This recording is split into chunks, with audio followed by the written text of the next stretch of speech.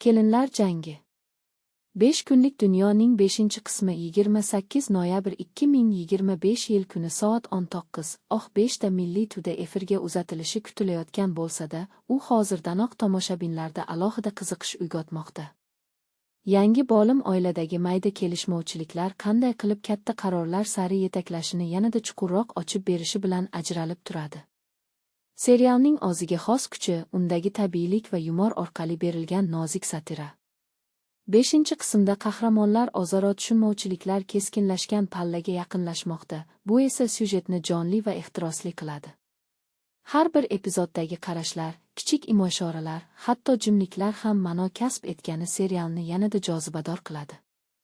Yaxshi jihati shundaki, hikoya bir vaqtning o'zida ham yengil, ham chuqur bo'lib, oshkora tanbeh berishga urinmaydi. Aksincha, hayotdagi tanish vaziyatlarni iliq, samimiy ko'z bilan ko'rsatadi. Shuning uchun ham Kelinlar jangi. 5 kunlik dunyo tomoshabinning kayfiyatiga mos ravishda har bir qismini zavq bilan tomosha qilishga undaydi. 5-qism esa mazkur iliqlik va qiziqishning navbatdagi tasdigi bo'lishi shubhasiz.